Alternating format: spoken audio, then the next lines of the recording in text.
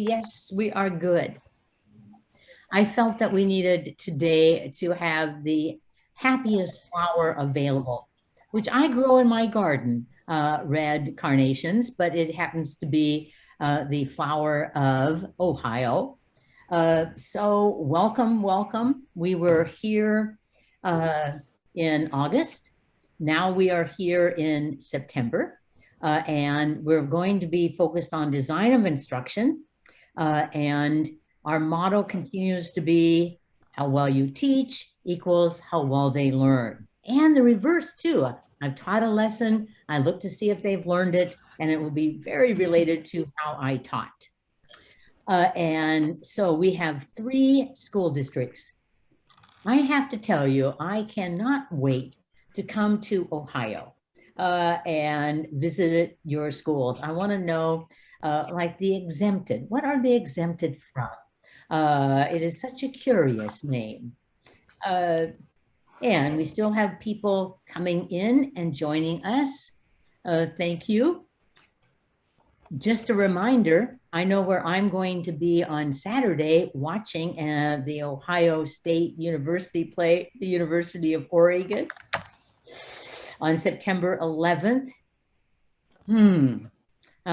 So here is the active participation we're going to use. All of you, I think, are online and are muted. Thank you so much. First, you need a bunch of paper, and one thing you're going to write down on one of them is best practices. And so as we go through today, if there is a practice that you say, I want to use that in my classroom, I want to talk that over with my other 3rd grade teachers, 5th grade teachers, terrific. And at the end, you'll be putting in the chat box your 2 favorite takeaways from today. So be certain you have a paper that says best practices at the top of it. And we also are going to say short answers. I'm going to have you say them out loud, even though some of you may not want to do that in your environment. But it's a reminder every time we meet that overt responses make more difference than just thinking responses. Having students whisper it to themselves to prepare to say an answer to their partner better than just think about it. And we will be reading, because the more we read, the better we get. Just a reminder for your students, and you will be muted though, but talking out loud. And I sometimes will read, stop, and you'll say the next word, but you'll be muted. Sometimes you're going to hold up fingers to show an answer. And at the end, you're going to write 2 sentences about best practices, starting with one best practice was, another best practice was, and you'll put that in the chat box. All right, so we're going to make many written responses. I think everybody is online. Terrific. And if you have questions, the only way we're going to use the chat box is not to chat with our fellow participants, but to add questions that I can ask at the end. All right. Thanks, Prof. We will have questions at the end, so put the questions in the chat box. So I'm going to check with Loretta. Can you unmute for a minute, Loretta? I know yes, ma'am. I know we have some people that aren't with us today. I just want to be certain it's being recorded. It says it is. We'll see how many times it pops off. But yes, right now it's being recorded. All right. Thank you so much, Loretta. And so there's, again, those red carnations. And our purposes really match what you're doing in your district. And that is looking at the most powerful instruction to serve all children. And I definitely want to affirm what you're doing. I've already met many of you both this time and last time. I'm looking forward to getting to know you as we meet for many times. And I hope that as we do this, you get affirmation that, oh, I do that. I am very good. And reminders to continue to use those good practices that make more learning occur and to expand on your practices. So I always have to go back to this, this week and next week. One of the things I'm doing is I am watching teachers teach through videos that they're sending me as I work with their principals and literacy coaches on feedback on instruction. So I've watched many, many, many of them. And more than almost 200 of them in the pandemic. And what I see sometimes is a focus on completing an activity, which we have to do activities, but without the very solid connection to what are you learning? That's what we're about. That's why we have schools, is to learn and learn and learn and learn and learn and more learning and more learning and more learning. So even if I do an activity, it better be driven by what do I want them to learn? What is my expectation that they will gain? And then we match the teaching practices that lead to that learning. So for example, we pick critical content that leads to learning. We break it down into smaller pieces to enhance learning. We tell the students the goal of the lesson to enhance learning. We have review for the purpose of learning. We have I do it, we do it, you do it to make more difference in terms of learning. We have an opening to our lesson. We have a closing to our lesson. We provide adequate practice. Everything we're talking about has one major goal, and that is learning. So just to remind you of big ideas, good instruction is good instruction, whether I am the art teacher or I am the coach doing a demonstration lesson, or I am a special ed teacher teaching tier 3 students. Good instruction is good instruction. And being certain that the students are thinking about what we want them to learn. And not having digressions, not leaving the topic, but saying very focused, this is what we're learning, this is what I want you to focus on. And being certain we remember that we need to teach so well that students experience success. And they will see from our attitude that there's great value in what we're teaching you, and that increases their motivation, not the reverse. Motivation is a product of success. Well, we are going to watch a video. We started last time with a video, and this time, and last time, we had many secondary individuals on our webinar. And so I'm going to honor that occasionally when we meet and include videos that are also older students. And this is a 7th grade. Now I feel very comfortable with this because I'm teaching a writing program that's teaching kids how to combine sentences that we did research in 5th grade, 6th grade, and 7th grade. And these are students that are in 7th grade. They were in New York City, and I think they were on Staten Island. I'd have to go back and really investigate where they were. So you need a blank piece of paper, and here's what you're going to do. You are going to watch the video and record any practices that you think are high leverage, effective practices.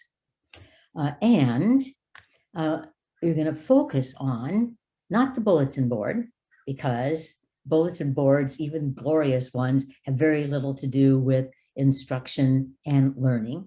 So you're going to look at any practices that were used that might have enhanced the learning of these students, but also any practices that you say, oh, that would make a difference in future lessons, not just in that lesson, but is generalizable to other lessons. So you're going to make a note of them, and you need to have them written down, because afterwards we're going to put your favorites in the chat box. But I might also call on individuals to report what they thought was useful. So be certain you have something written down. All right. And let me just stop share and a new share. I have to sort of coach myself through this so we can do it quickly. All right. Thumbs up for my thumbs up group. If you can see a video, thank you, Loretta. Excellent. All right. So to honor our middle school partners, but also basically good instruction is good instruction. So these are the same good practices that would occur in your own classes. All right. And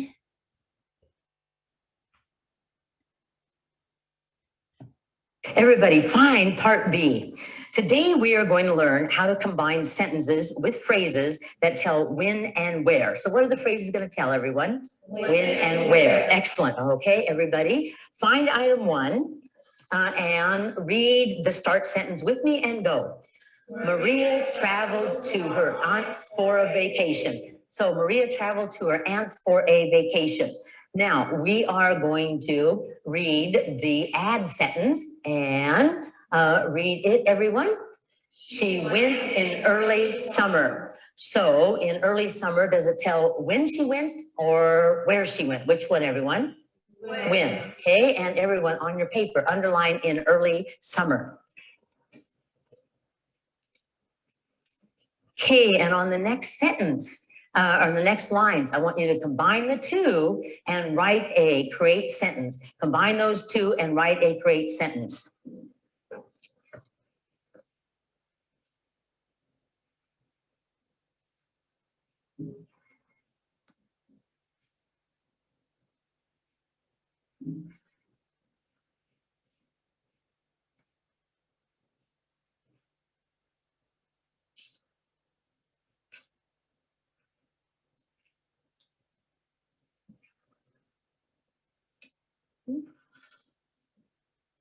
Think what could go here. Yes.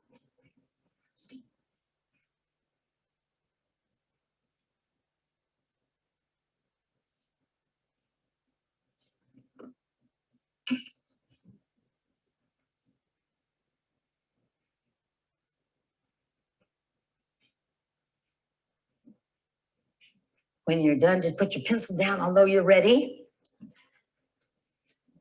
Okay, so let's look at the sentences that we wrote down and read the first sentence, everyone. In early summer, Maria traveled to her aunt's for a vacation. Okay, and so here, the phrase in early summer, the when phrase is at the beginning, and it needs to be separated from the rest of the sentence with a what, everyone? A comma. Now raise your hand if you did it this way. Okay, many times there's more than one way that we could combine sentences. Read the next one, everyone. Maria traveled to her aunt's for a vacation in early summer. So there, the when phrase is at the end. Raise your hand if you have that one. And would we have a comma? Yes or no? No. Okay, everybody, find item number 2. Okay, and came up here and read the start sentence with me and go, everyone. They often went to the beach. So we have a start sentence and we have an add sentence. And read it, everyone. They went after breakfast. So when did they go to the beach, everyone? After breakfast, okay? And does that tell us when or where? When. Okay, everybody on your paper, please underline after breakfast.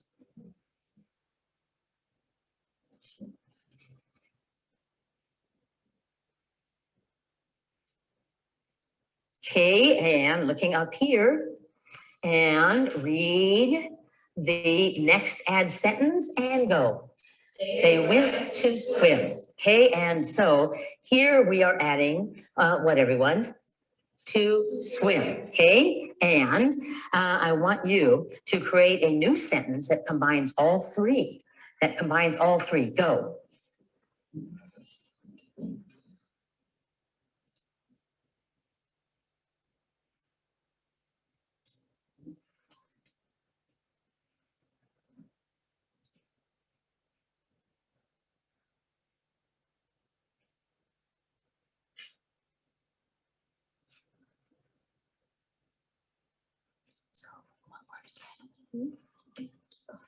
Oh, there you go.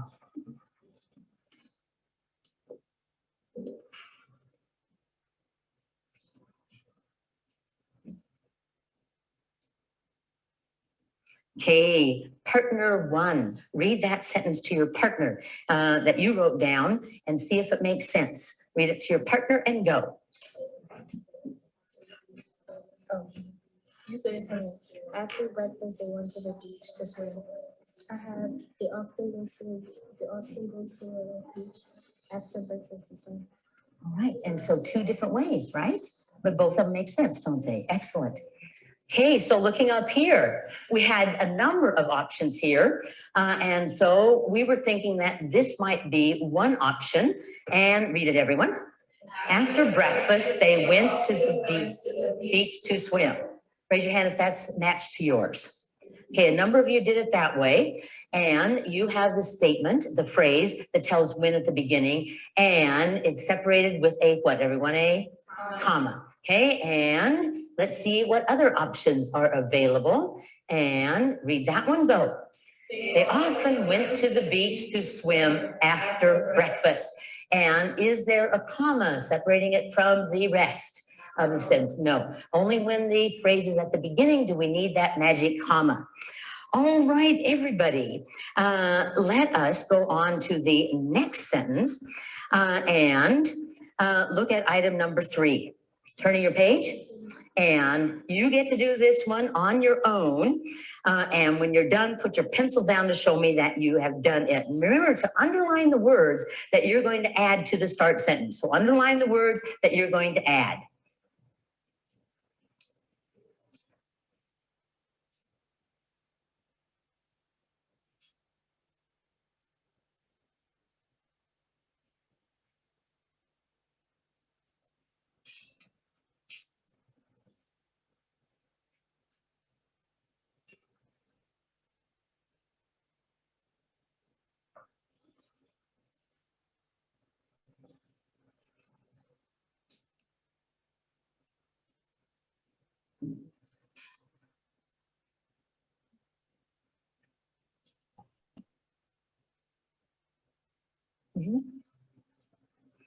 When you're done, just keep rereading it to be sure it makes sense. Let's look at what we thought might be good sentences. And again, read the start sentence. They usually ate lunch. Okay, and we have the add sentence and read it. They ate about noon. So here we have about noon. And does that tell when it's going to happen or where? Which one? When, okay? And then read the next start sentence and go. They ate at the beach cafe. And so I saw that everyone underlined at the beach cafe. And does that tell when or where? Which one, everyone? Where, okay? And so let's look at our sentence options and read it, everyone. About noon, they usually ate lunch at the beach cafe. Hey, raise your hand if that's what you had. I think we had 2 people. That's what you had also. Excellent. And you put in a comma right there. And why did you put a comma there? So the phrase is at the beginning or end? Oh, because the phrase is at the beginning. Perfect. Excellent. No, that's good. And read another option, everyone. They usually ate lunch at the beach cafe about noon. Raise your hand if that was yours. And why did you not put a comma here?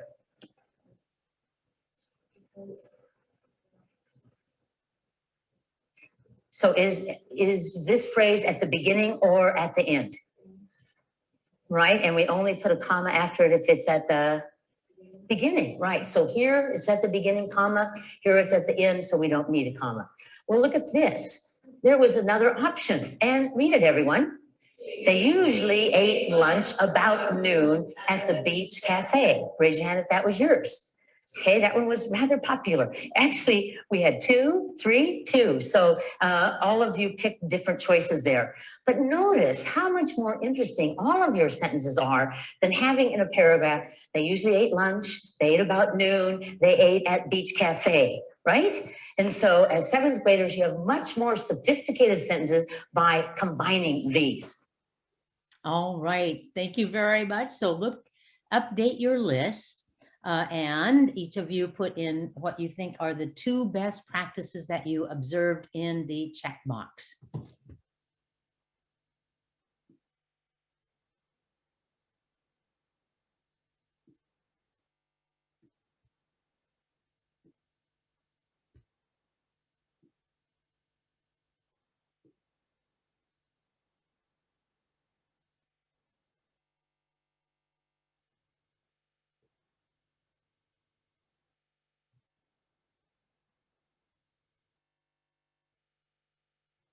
Excellent.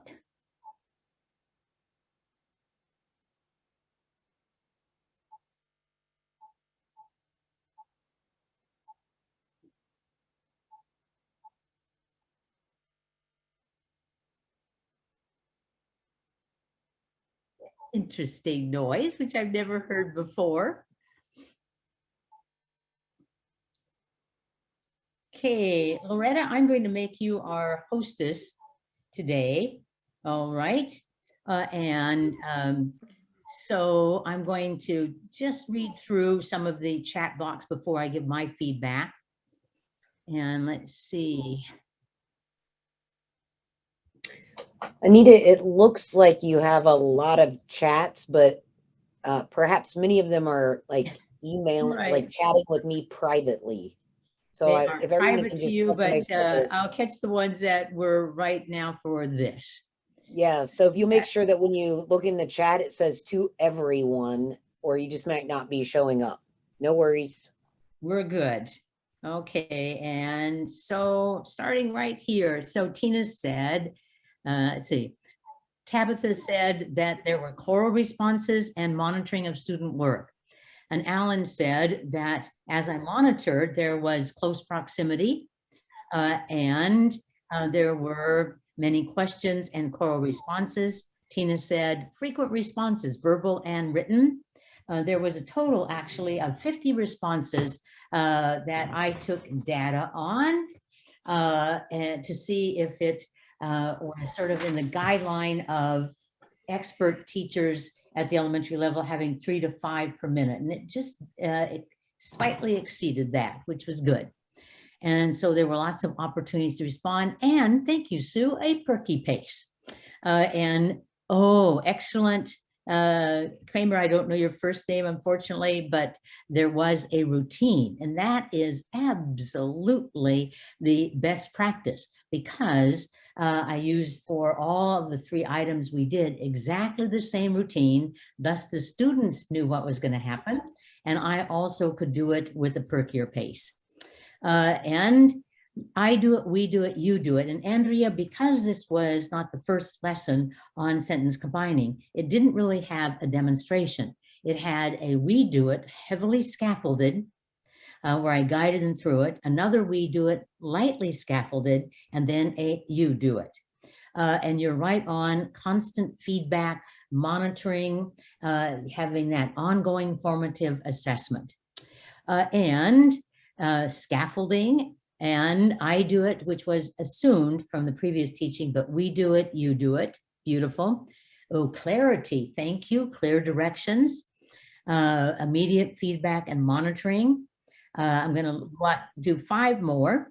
The students repeated the expectations. There was core responses and careful monitoring. Katie said there was partner reading, though Katie today, if I was doing the lesson again, I would have had even more partner sharing and reading of their answers. And choral responses, and yes, walking around, walk around, look around, talk around for monitoring, and choral responses. And the last one, Tracy said, yes, one-to-one connection through monitoring. Beautiful. All right, I thank you, thank you, thank you. And so my feedback, and so all of you have the PDF file as well as I will send you the PowerPoint too. But my feedback to the teacher, And I have coached her for almost 55 years, and she still has a way to grow. So, but I'm always looking for the P's. Definitely prepared, knows the program. Well, she wrote the program, but she knows the program, and passionate about the students learning how to write better sentences. Because if we look at the research on how to improve sentences, there's a number of strategies that really work, but the one that makes the most difference is sentence combining. And being very present in the classroom, not allowing your thoughts to go somewhere else, not checking your email, but being very present and having a perky pace. You know, I'm doing a webinar tomorrow, and I just got a question saying, define perky. Well, you know, when you see it, you know it. It moves along, but there's still enough thinking and preparation time. Yet the teacher isn't doing digressions, which is the killer of perky, is still moving along. And clarity, that overarching over all of our instruction, our communication, clear objective, clear rationale, clear directions. And hallelujah for the person who said there was a routine. Routines are so helpful when we have similar items, whether it's reading, language arts, math, science, or social studies, then we should use the same routine so that the students know the routine and we also can have a perkier pace because we know the routine. So here, they read a start sentence, they read an add sentence, they underlined what was added, and they wrote a new sentence. So 3 times we used that routine, and actually many more than that, because this is lesson 21, and they have been doing it on lessons 1 through 20. And there was a gradual release of responsibility, which I do it, we do it, you do it, in itself is a gradual release of responsibility. So I didn't model it because I had in previous lessons. So we did a we do it together where I guided them step by step. Read the sentence, read the add sentence, underline what we're going to add, combine it. And then a we do it where there was less scaffolding. And then a you do it where they completed the item independently. So right within I do it, we do it, you do it is a natural gradual release of responsibility. And there were many opportunities to respond. Exactly 50 I counted. And so we had unison responses, 10 of those, where the answers were short and the same and they said it together. We also had unison reading of sentences. So I didn't read what was on the slides to them, they read it with me, and there were 17 of those. There were 2 individual responses, but they were not raising their hands. Now, this teacher, whose class I took over, taught the kids at the very beginning of the school year, just say no to raised hands. So if I call on an individual, it will be randomly. So no volunteers. They said answers, read their sentences to their partners, but I could have used that even more, and today I would. We read together, choral reading. They read one sentence to themselves as they did the 3rd item by themselves. And there were written responses. They underlined and they wrote the sentences. Notice how on task these students were. They were a total delight to teach, total. And there was an action, they raised their hands to show, oh, that's the same as my answer. They did that 4 times. So lots of opportunities to respond, and the topic of our next visit after today. I think it is September 22nd. Hope that we'll have to verify that.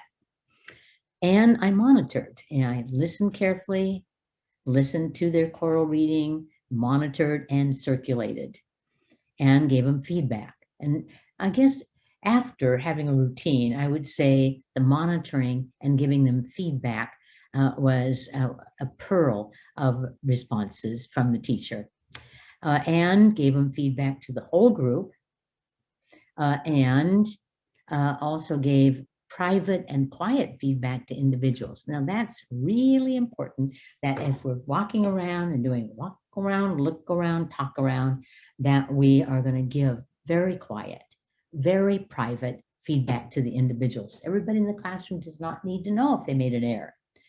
So that is a way to be very respectful to our students. And I did give them praise as well as encouragement, as well as corrections, what we call peck, peck, peck, praise, encourage, and correct as we monitor. Well, was there a grow? Yes. So afterwards, I told this teacher, you know, when you monitor, you need to give even more intentional feedback. You do thumbs up and they appreciate that. And in some cases, you verbally gave feedback, but you just need to be a little more consistent in that, a little polishing to your teaching archer. All right, so thank you. And thanks for letting us watch a 7th grade to honor any of those secondary teachers from your districts that are joining us. So last time we looked at 13 critical elements of explicit instruction. And we're going to do a little retrieval practice. So I'm going to put up the category and give you a moment to think about some of the critical aspects. Then I'll give you feedback. Now, it's been a long time since we met in August 18th, I think. And so you perhaps have not gotten out your 13 elements and practiced it, but see if you can come up with them and you'll get immediate feedback. All right, so in looking at explicit instruction, there are some elements that are related to the content. And putting up 2 fingers, touch your fingers and say, what do we want to remember about the content?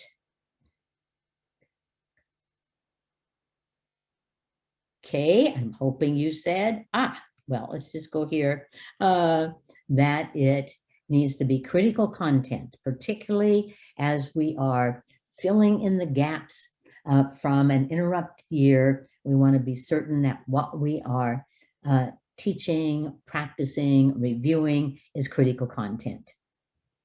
And we want to break it down so that it's in obtainable pieces. Now you could see from that video we just watched, being able to combine sentences is critical content because it is likely from enough practice to improve the quality of their sentences. And the quality of children's sentences totally predicts the quality of longer written products. But it's also been broken down to a number of skills in terms of combining them. So critical content broken down. Today, we're going to talk about design of instruction. And there's actually 6 elements that are in explicit instruction in terms of what would the design of our lessons look like that we are teaching. For example, the lessons would be organized and focused. Okay, see if you can come up with some of the other elements.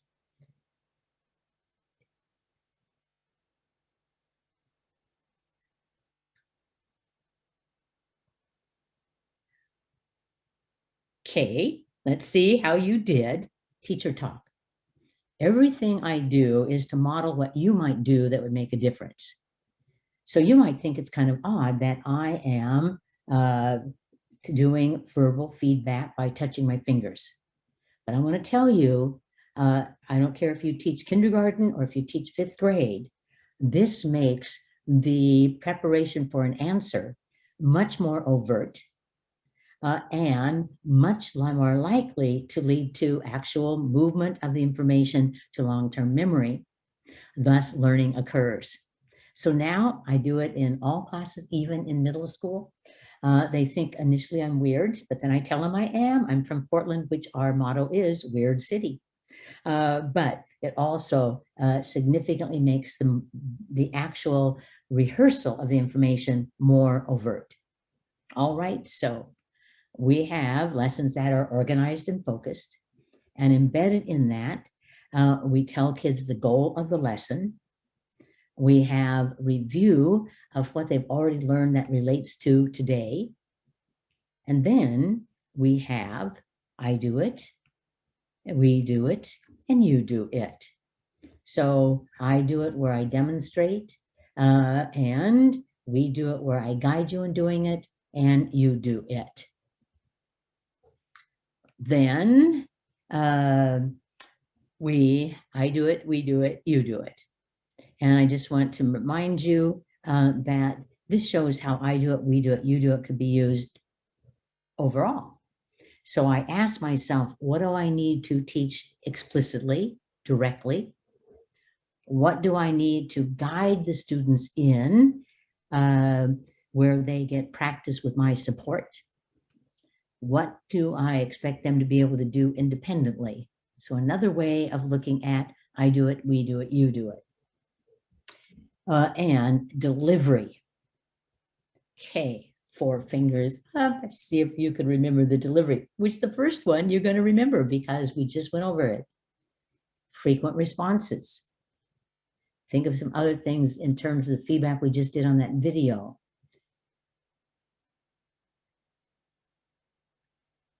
Okay, let's see if you got them.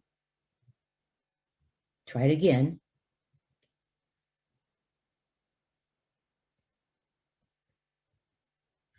Okay, I hope you had frequent responses and not only frequent responses, but monitoring those responses, listening carefully, looking carefully, circulating when you need to, and giving feedback, immediate affirmative feedback.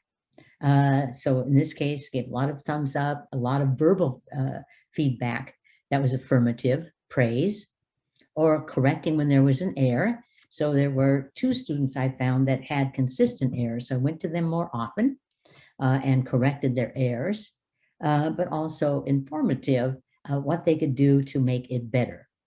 So feedback, and then we have that brisk pace or perky pace.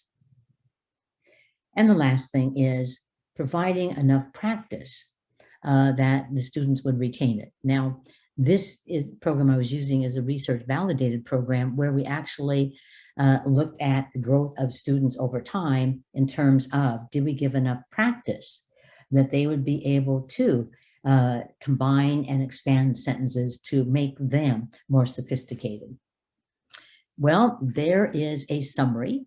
Now, starting next time, we will do a 2-minute review of this information, a retrieval review, where I'll set the timer and you will write down the big ideas under content design, delivery, and practice. So this one, you have the PowerPoint so you can practice up for our next meeting on September 22nd. Well, we're going to look at design today. But I want to stop, and Loretta, you're going to be guarder of the questions. Were there any questions that came in that I should respond to before we go forward? No. No, okay, but they are welcome to do that. They are welcome to add a question. So when we look at a lesson, really under almost anybody who writes about good instruction, and they talk about lessons in the primary grades, or they talk about lessons in the intermediate grades or in middle school or even high school, they basically put it into 3 components. That our lesson would have an opening, our lesson would have a body, and our lesson would have a closing. Now, I want you to reach up on your screen and touch the one that in elementary schools is most often deleted. Is it the opening, the body, or the closing? Okay, are you touching the screen? And I'm hoping you're touching closing, because that is exactly what the studies found, that our lessons generally had an opening. And of course, there was a body to it that differed greatly depending on the content we were teaching. But there's also a need for a closing. And what we found through the videos that we watched, as well as in classroom collection of data, that this is the most common closing. No, everybody put your things away. We're done. Line up. We're out of here. And I will tell you, storming the door is not a closing. So we want to have an opening, and we'd have a body and a closing. Are there benefits to a closing? Absolutely, because it may be the point where you hear the content in a short form and you hear it one more time and you're more likely to remember it. But also the lesson ends with more dignity, reducing management problems. So let's look at the opening and at the end of Anita, there's a question. Oh, yes. Did Anita say that expert elementary teachers have 3 to 5 responses per minute? I did. And so in a study that was a meta-analysis of studies done on frequent responses, they looked at when the teacher had simple responses, and that wasn't really true here because they had to write sentences, but when they had simple responses, such as choral responses or holding up their fingers or holding up a response card, that the expert teachers who had the highest performing students consistently under their care had about 3 to 5 responses per minute. Now, that's a guideline, Loretta. It's not meant to be an absolute, but it is many. That's the big idea. It's many. All right. So thank you for that question before we went forward. And I will touch base with you later, Loretta, for more questions. Thank you. All right. So let's look at what we might have in an opening. And so when we describe an opening, we say first, the teacher would gain the student's attention. So be certain you're saying the answers out loud. Then the teacher would ask themselves, what do we need to review? Maybe there's something we learned in our last lesson necessary for this lesson, or something in the past that is supporting this lesson, or something I want to maintain. We would have review. And then we have a preview, where I tell you the goal of the lesson, and I might tell you the activities of the lesson. Attention, review, preview. Opening, attention, review, preview. Everyone, opening, attention, review, preview. Then we have the body of the lesson, which we're going to learn is very dependent on what I'm teaching. But we have 3 categories that we're going to, in the next weeks together, look at. When we teach strategies, which I'll look at today. When we teach vocabulary, which we're going to put a number of sessions on. And when we teach knowledge, particularly background knowledge. And so we have a number of things that we teach: strategies, vocabulary, and knowledge. And then we have a closing. What do we do in the closing? Well, it's very helpful to go back over the big idea that you've taught, a review of what was critical in the lesson that you want them to retain, and a little preview of what you're doing in the next lesson. And then you might also assign independent work. So the closing, review, preview, independent work. So let's take a moment and look at the opening of the lesson. And then we're going to look at the body in terms of strategies, and then we'll close it out today with closure to our actual session. So attention. You know, if I want students to gain from my lesson, I do have to have their attention. And you don't have to ring a bell. You don't have to flash the lights. Most teachers simply use a verbal command. Now, there's more than one possibility. One of my favorite behavioral writers is Randy Sprick. Dr. Randy Sprick writes terrific books on behavior. One that just came out called Champs. It's a 4th edition, terrific. But he has the students have a signal for attention. So in his class, when the teacher says, write this down, and then he returns to the front of the room to the teacher arena, and then just goes like this.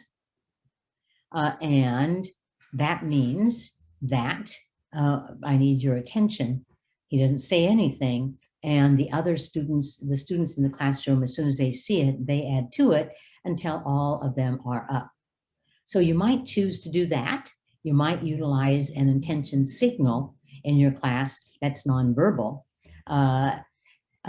When we looked at the actual studies on it, most teachers use a verbal cue, and I have mostly used that in my own teaching, but I'm kind of thinking maybe I should go to a signal. And so if I do a verbal cue, it would depend on the group I'm teaching. I might just say, listening. I might say, we're going to begin.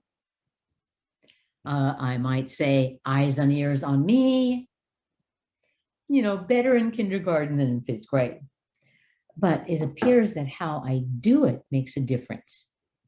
So how I do it is I can give a verbal cue, and then I need to follow it by silence.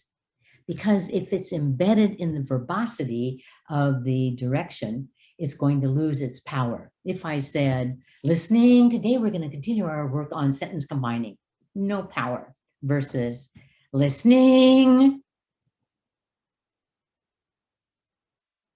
Today we're going to continue our work on sentence combining. Now we have more power. Okay, so we don't do this once, and you are all teachers, you know this. We constantly have to regain their attention throughout the lesson. Every time I direct your attention away from me, I've got to regain it. Every time I say, write this on your whiteboard, looking back at me, I have to regain their attention.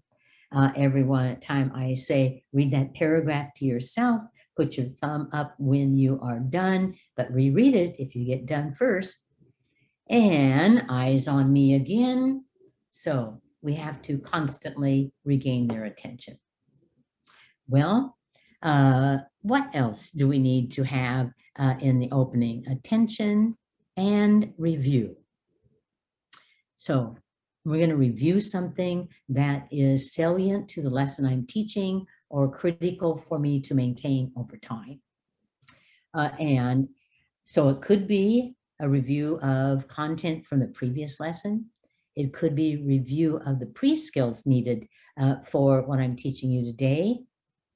So for example, I was teaching time telling with a common clock that was in the classrooms, and I'd already taught the hour hand, and I'd already taught the hours on the clock, and today we're moving to 5 minutes. Well, they had learned how to count by 5, so we went back through that pre-skill.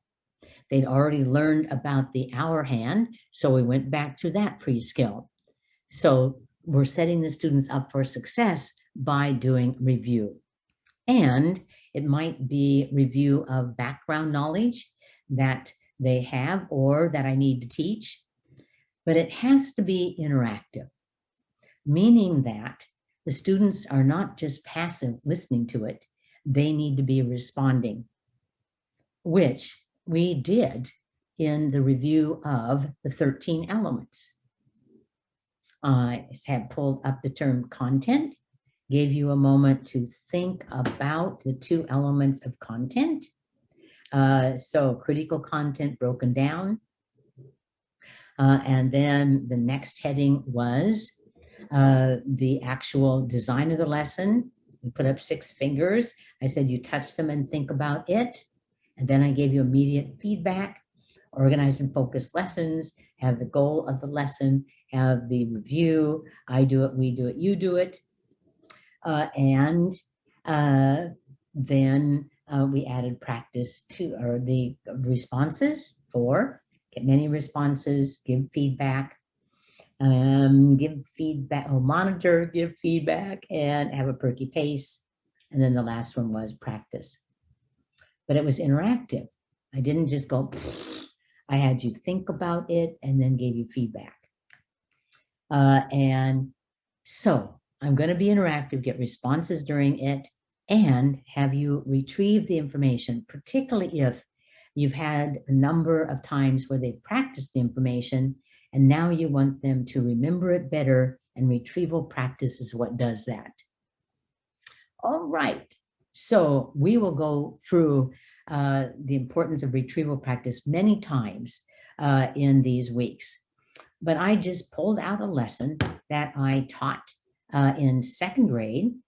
And I just want to show you the importance of not a recap review, but a retrieval review. So I was watching a teacher teach, and the teacher had taught vocabulary for their language arts unit on the previous day. And then the teacher did a traditional recap review, which means that you simply, in short terms, are saying it again in shorter form. And it was not optimum because it wasn't interactive and it didn't have retrieval. So the sweet teacher, I asked, would you mind if I did a review with the students that contained both retrieval and student responses? But I want you to be my students. You're going to talk out loud as if you were 2nd graders. And I want you to get a feel of what is the difference between a recap and a retrieval review. All right, so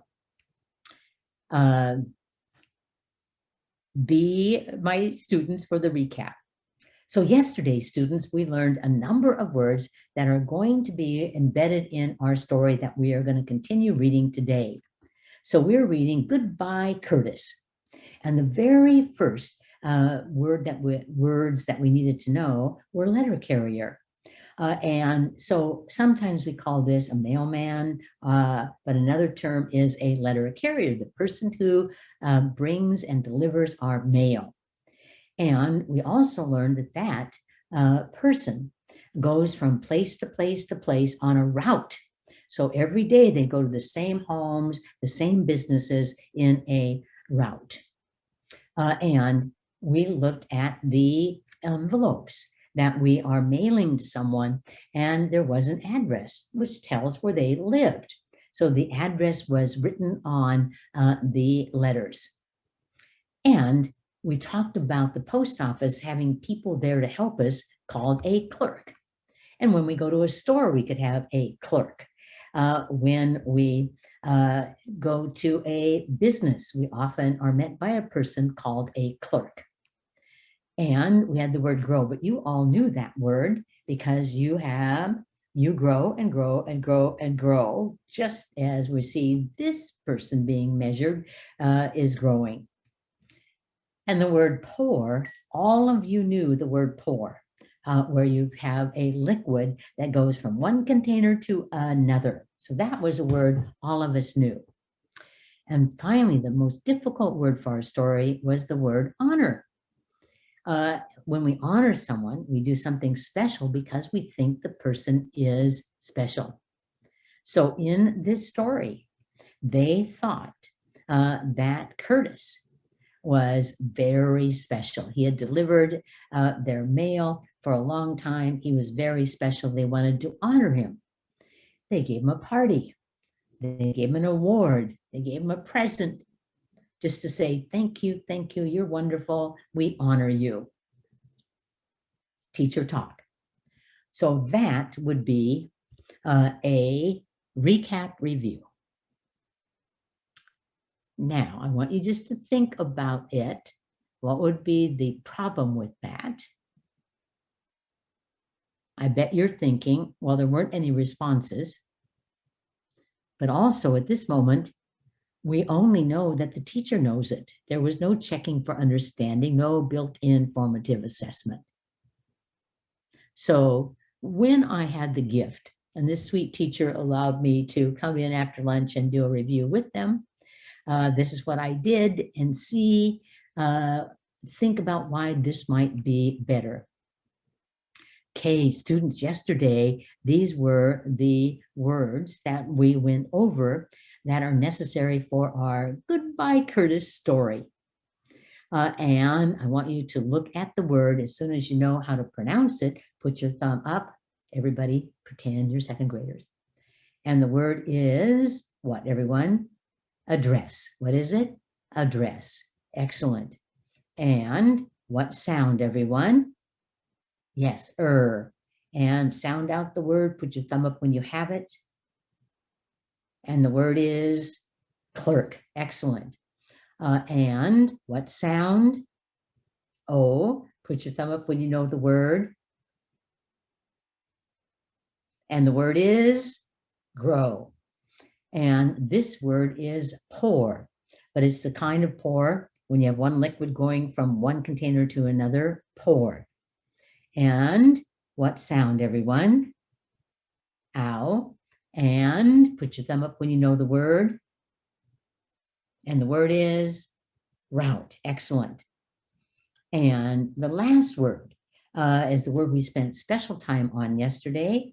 And first part of the word is hon or, but we don't say hon or. What do we say, everyone? Make it a real word. Honor. What do we say? Honor. Go back and say the words and get ready to echo read the word. Address. Address, yes. Clerk. Grow. Pour. Route. Honor. Excellent. I'm going to tell you about one of these words, and you are going to put your fingers in front of you showing which word I'm talking about. Is it number 1? Is it number 2? Is it number 3, number 4, number 5, number 6? But you're going to put them on your table and only put them up when I say, show me. All right. I'm thinking of a word that could be used for someone who helps us at the post office. Okay, fingers in the air, show me. All right, and the word is what, everyone? Clerk, good.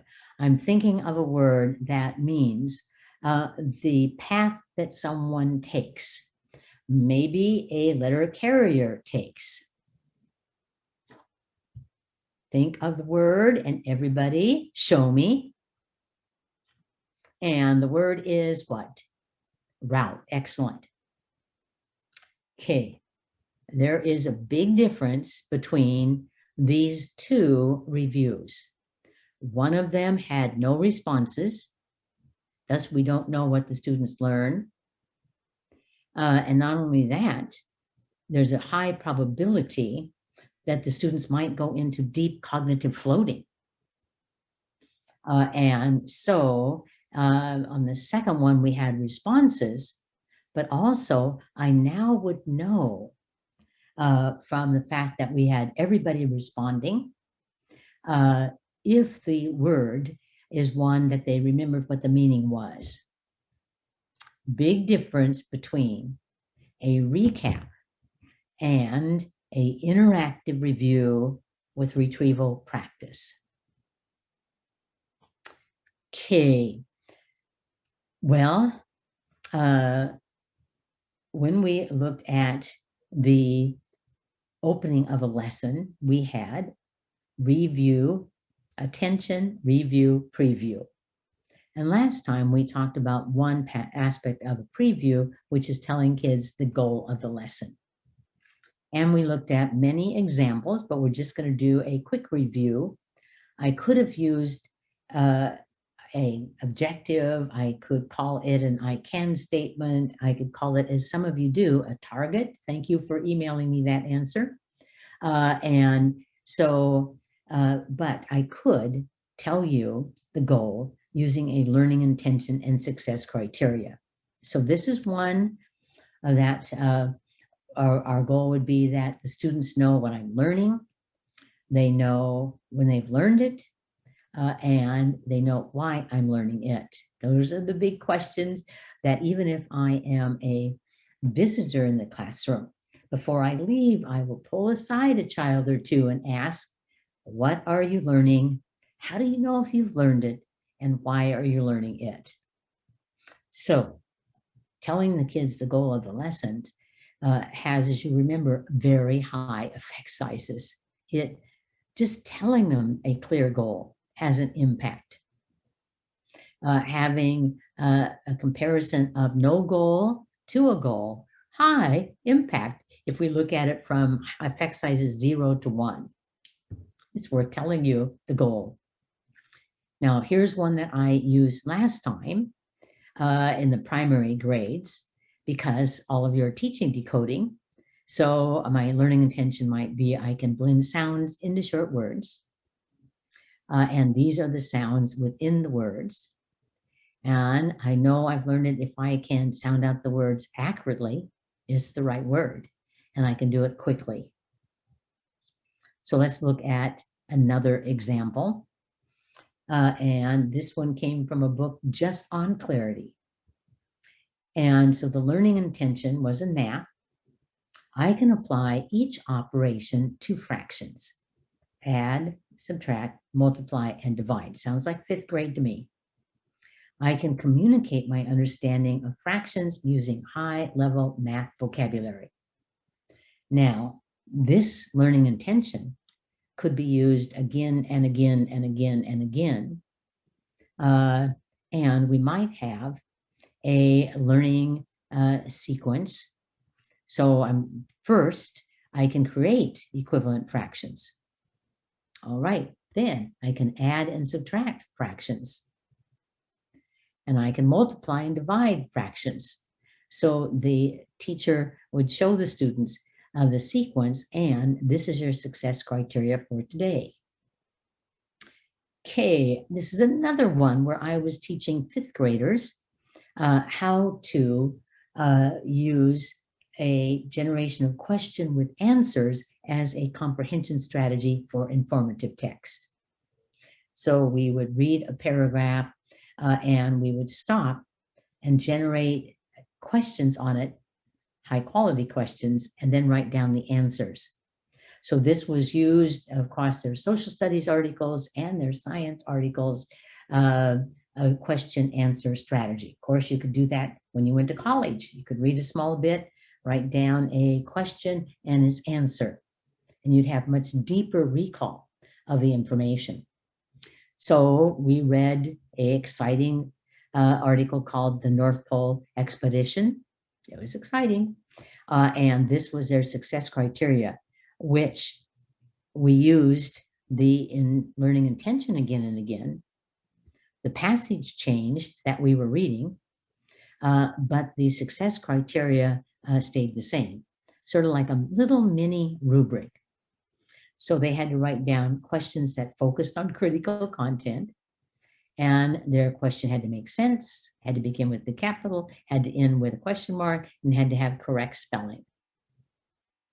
And then they had to write the answer, and the answer had to incorporate words from the question. So if their question said, what are the 3 branches of the federal government? Their answer would say, the 3 branches of the federal government are. So they had to use words from the question and their answer. They had to have complete sentences. I know 5th grade teachers are saying this would be a miracle. It had to make sense. It had to start with a capital, end with a period, and have correct spelling. So this is just an example of one child's work. There's their question, there's their answer, and we could check it off on our mini rubric. So attention, review, preview is an opening. Attention, review, preview. Saying that with me. Attention, review, preview. Again, attention, review, preview. Teachers, please give the kids a rehearsal. I've had some teachers say, well, won't it, if I repeat it, won't that be boring? It's not boring to learn. It takes rehearsal to move information to your permanent memory. So attention, review, preview. So, and then the body of the lesson. But we're going to do this. You're going to have 2 minutes to stand up and move your body and then sit down. So let me be certain I've got my timer here. Okay, and 2 minutes. Stand up and get ready.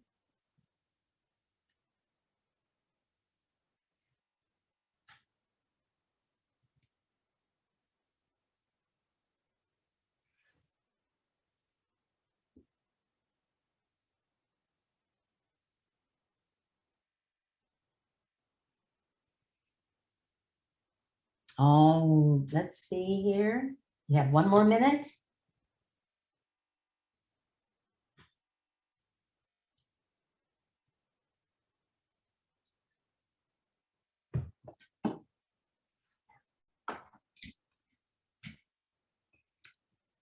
Thank you, thank you, thank you. And so in numerous sessions, we're going to look at the body of a lesson. And we're going to continue to work on opening, body, and closing. But in the body, we have found that we could categorize much what we teach in reading and in math and science and social studies and in art class and in PE and special ed. We could look at it and say, is a teacher teaching how to do something, a skill or strategy? Is the teacher teaching vocabulary, what something is? Is a teacher teaching facts and knowledge, what we know that you need to know? And the pedagogy, the instruction differs a little bit between, is it a skill and strategy? Is it vocabulary and concepts? Is it facts and knowledge? So today I'm going to demonstrate skills and strategies. But later, and we just saw that, we saw how to do something, how to combine sentences to make a more robust, sophisticated sentence by adding details, by combining sentences. We already watched that. And then we're going to have 2 sessions on vocabulary and on background knowledge, though we might adjust it. We have to be flexible to be certain we're meeting your needs. But we're going to start with skills and strategies. And actually, it appears that teaching kids how to do things is very useful. For example, I could teach you metacognitive strategies. I'll just tell you what my favorite one is. And that is constantly asking myself, does it make sense? I might have told you this last time, but I'll tell it again. That one of the posters that we put up in the classes where I do consulting is a sign that says, does it make sense? Because that's how you self-evaluate every time you do something, does it make sense? And so we constantly go back to it. The students are sounding out a word, but it isn't an English word. And so we say, make it a real word, make it make sense. The students are solving an equation, and that cannot be the answer to the equation, given the numbers that you're working with. So you ask them, does it make sense? The students are writing a sentence, and you ask them to reread it and ask themselves, does it make sense? The students are doing a story problem, and you ask them, look at your answer and ask yourself, does it make sense? I'm very serious about this because many of our kids, their goal is doneness, not does it make sense, just getting the story problem done, getting the answer, but not caring if it is correct, saying a word, even though it's not in English. So constantly monitoring it ourselves, does it make sense? Then, of course, you as elementary teachers, and even if our visitors are watching, you teach kids how to do things. So you're teaching kids how to sound out words. You are teaching them how to write a sentence. You're teaching them how to write a paragraph. You are teaching them how to add numbers and column addition. You are teaching them to figure out the meaning of an unknown word in a sentence. You teach strategies. And we are very aware of the steps that we would use in teaching a strategy, which you already saw in the video on sentence combining, where I demonstrate it and I do it. We have guided practice where I carefully guide you in doing it so you experience success. And then I have you do it on your own, a check for understanding. And so I do it, we do it, you do it. I do it, we do it, you do it. I do it, we do it, you do it. Join me with your hands. I do it, we do it, you do it. So sometimes this is very quickly done with lots of subsequent practice.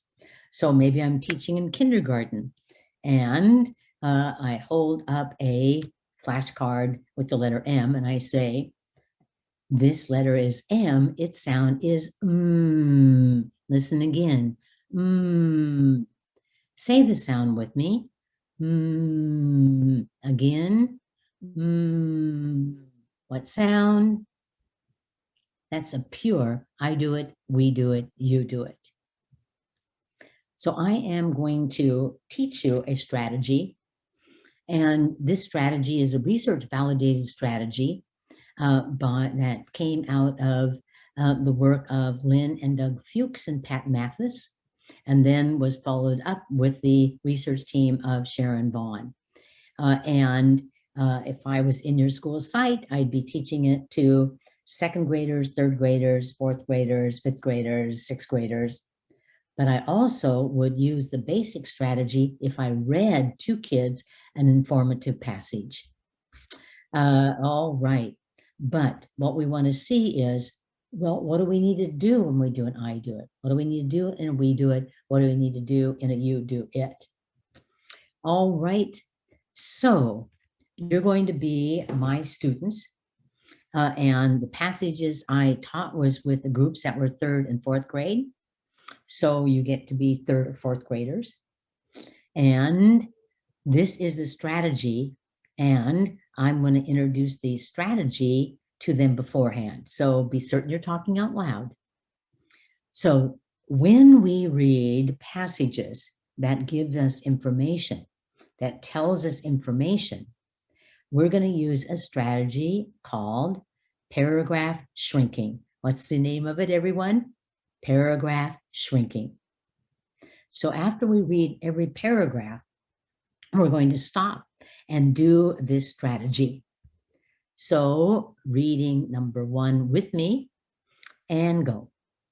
Name the who or what.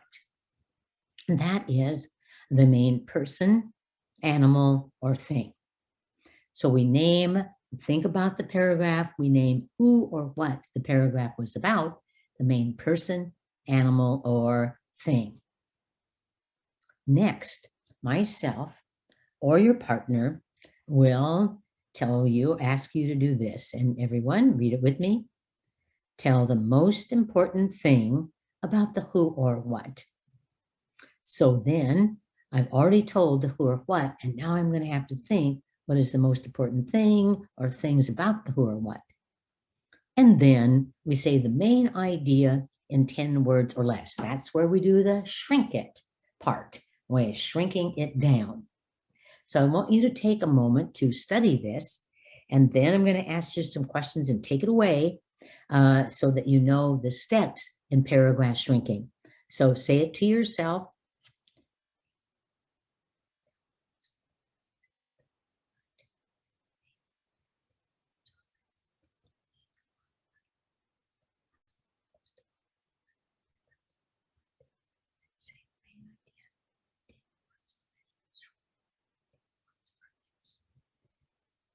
Okay, got it? Teacher taught. Retrieval practice after they rehearsed it. So first, you are going to name the what, everyone, the who or what. Excellent. Then you're going to tell the most important thing about the who or what. Then you have to shrink it down to what? 10 words or less, right? So let's look at that again. Name the who or what. Tell the most important thing about the who or what. And say the main idea in 10 words or less. Teacher talk. I'm not doing I do it, we do it, you do it yet. I am teaching you the steps in the strategy, which are basically knowledge. Remember, we're going to have some sessions on teaching knowledge. And basically, you would, just as a preview, you would teach it with great clarity. So we went over the steps. We would give them an opportunity to rehearse the information, and then we'd have them retrieve it. So they are going to be really attending to the instruction. They're going to rehearse it, and they had to retrieve it. Okay, more of that later. Okay, so students, participants, here's what we know about an I do it, which is modeling or demonstration. And basically it is show and tell. I show you how to do it. I tell you how to do it. When I show it to you, I'm going to proceed step by step, slightly exaggerating. Then I'm going to tell you what I'm doing and what I am thinking. I ask myself, I tell myself, I wonder about, I need to. So I actually tell you as I demonstrate what you are thinking, what I'm thinking, and what you'll be thinking. Now here's where there's some difference of opinion across researchers. Some people would say the children should be very passive as you show them how to do it and tell them how to do it.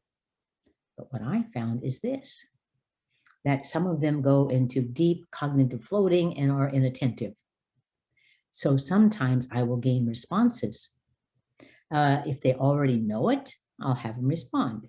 If I tell them something, I'll have them repeat it. So they're awake, they're present. Show and tell and gain responses. All right, now you're my second, well, actually third and fourth graders. And you went up from second grade, third and fourth graders. And so you're going to participate. Okay, students, we have already looked at this strategy. My turn to model it, teacher talk. I will tell kids when I'm going to demonstrate or model. They often want to take my turn, so I'll say my turn. Okay, so first we have to read the paragraph and if you have your computer there, put your finger on the screen and touch under the words and read the title with me and go. The coldest continent. Okay, we are going to read the passage, the paragraph together and follow my cursor and reading it out loud and go. Antarctica is not like any other continent. It is as far south as you can go on Earth. The South Pole is found there. Ice covers the whole land. In some places, the ice is almost 3 miles thick. Beneath the ice are mountains and valleys. All right, so we read it, and then our first step is to, what, everyone? Name the who or what. Main person, animal, or thing. My turn. I say to myself, it talked about the South Pole. But the whole paragraph was not about the South Pole. It talked in 3 sentences about ice. But the whole paragraph is not about ice. But the whole paragraph is about the continent of Antarctica. So I say to myself, the who or what is Antarctica. Teacher talk. The day I taught this, the students had it in front of them, so they then underlined it. Okay. my turn. After I've named who or what, and read it with me, tell the most important thing about the who or what. So I say to myself, what do I want to remember about the continent of Antarctica? One thing I want to remember is that it is the most southern of the continents. And so I'm going to underline that. Now, the author thought the fact that the continent was covered in ice was critical. So I say to myself, I'm going to underline the ice covers the whole land. Aha. Loretta, do you still see me, the PowerPoint on your, yes, thank you. Thank you for that. All right. So now comes the shrinking part. So read number 3 with me. Say the main idea in 10 words or less. So if I go over 10 words, you are going to say shrink it. Okay? My turn. Antarctica is the most southern of all the continents and is covered in ice. Ooh, shrink it. Okay, so let me try again. Antarctica, comma, you don't have to count it, the most southern continent, comma, is covered in ice. Woo! I may teach all kids to woo. So, Yeah. yes, I know the time. So we Thank you. started a minute late. I need to finish one part. No worries. We do. Okay, so just gotta hang in there for like 4 more minutes. All right, thank you. Yes, we got a late start, so I need to get to a certain point so we don't have to repeat it next time we meet, September 22nd. So here's a question I'm often asked. If I'm teaching a low-performing group of students, should I model it 1 time, 2 time, 3 time, 4, 5 times, 6 times, 7 times more? And the answer is no. 1 dynamic demonstration, maybe 2 dynamic demonstrations, maybe 3 dynamic demonstrations, but the big power is in the we do it. So if you'd be gracious enough, let me just model we do it so that we can wrap up this example. All right, so this is a little checklist. I showed you how to do it. I told you what I was doing and thinking, got responses from you. And then we move to we do it. And the whole purpose, and that's the reason why I wanted you to stay, is this is actually the most important part of I do it, we do it, you do it, but it's the most often deleted. Teachers go from I do it to you do it. And yet we do it sets them up for success, builds their confidence, where we tell them the step and have them do it. We tell them the step and they have them do it. So what would that look like? Well, first, we're going to use that strategy in a we do it. And so first we're going to read the paragraph together. I'm going to read. When I stop, you say the next word. The climate in Antarctica is harsh. It is the coldest place on Earth. The temperature does not get above freezing. It's also the windiest place in the world. So we used close reading. I read stop and you say the next word.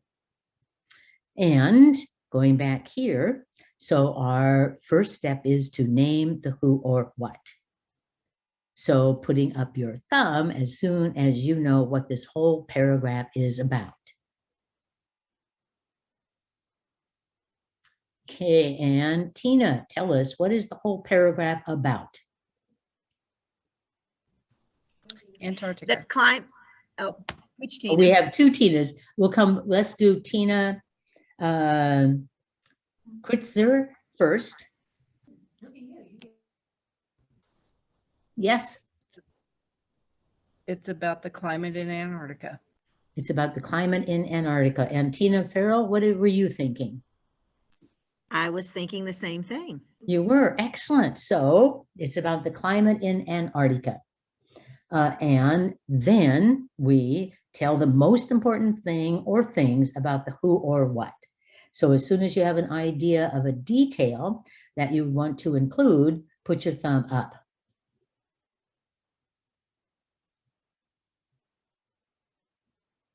And Loretta, what detail would you want to include?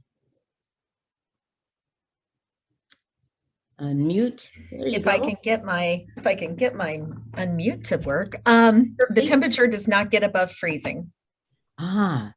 Does not get above freezing. Okay, and excellent. So now, let's say those were the ones that the students chose, and then they would have to combine it and say the main idea in 10 words or less. So think about these two details and put it in a sentence.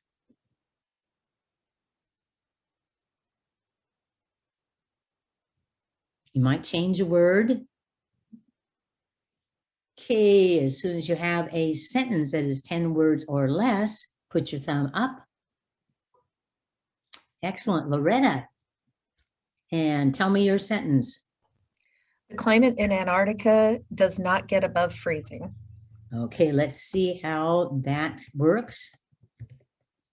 The climate in Antarctica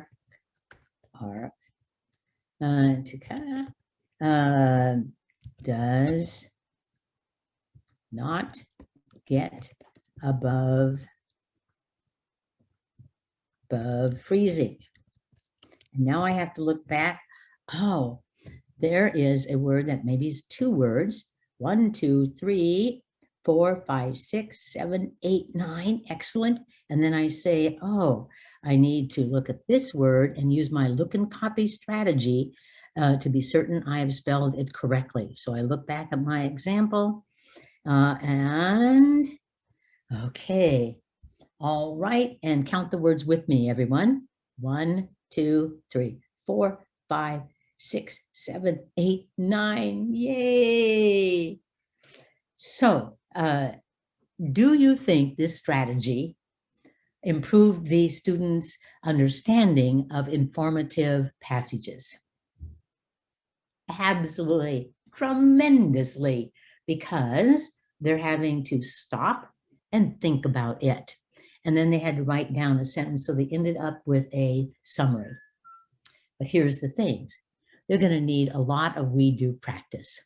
So even though we had limited demonstrations, they're going to need 1 we do it, 2 we do it, 3 we do it, depending on the group. That's where the difference comes between the groups that we teach, is the amount of we do it.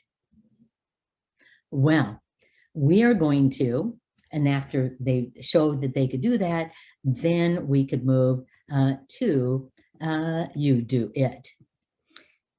So we're going to pick that up right next time, and we will look at another example, which you have, a very good strategy for context clues that I will review with you next time. I do it, we do it, you do it for strategy instruction. Okay, but we do need to have a quick closure and just a little review. And a review at the end has to have critical content, be interactive, and have retrieval practice, just like the review we had at the beginning of the lesson. And a preview. What are we going to do in our next lesson? Kids like to know we know where we're going. And is there any independent work? So let's round it off for this session. I am so blessed that I am going to have numerous sessions with you. I'm going to stay after. Everybody's welcome to go, but I'm going to stay a few minutes for questions. So review. Read it with me. What are the 3 major parts of an explicit instruction lesson? So touch those parts of the lesson. And I'm hoping you said opening and the body, and the closing. And read it. What are the three major parts of an opening of a lesson?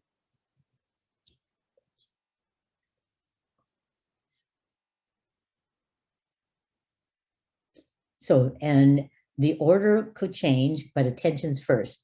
I gain your attention. We have review of what we've covered in the past, and we have a preview in terms of the goal of what we're doing today. And what are the three major parts of a strategy lesson? Oh, you know this one. I do it, we do it, you do it. Everybody, I do it, we do it, you do it. So what do you need to do before I see you again? Well, I see you on September 22nd. And we're going to look at delivery, particularly opportunities to respond. And I'm hoping that between now and then, that you might sit down with your third grade teachers, your co-teachers in Title I, your special ed teachers, your interventionists, and discuss what we've gone through in terms of what might strengthen your lessons. And be certain that you have an opening routine and a closing routine. And find a time, and there's going to be many times that you could use I do it, we do it, you do it to teach a strategy. Thank you for your patience. Thank you for joining us. And it is truly an honor to be in Ohio, except on Saturday when you're going down in big defeat. Yeah, I'm so sorry, but that's the way it is on Saturday. All right. And we're going to stay for a moment. People are welcome to leave because I've already made you stay a little while. But if we Thank you, Dr. Archer. You know, it was a blessing to be here today. I had a lot of fun and we covered really important information. So do we have any questions that popped up, Loretta, that I didn't get to answer? I did not see any.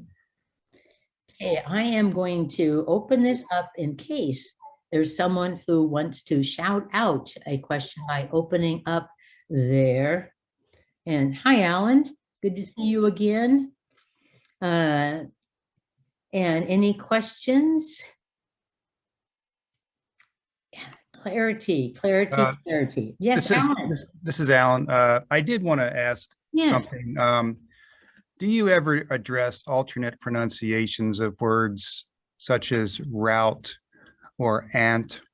Absolutely. The major thing in terms of alternative pronunciations or alternative meanings is you teach the one that you're using first and then introduce it.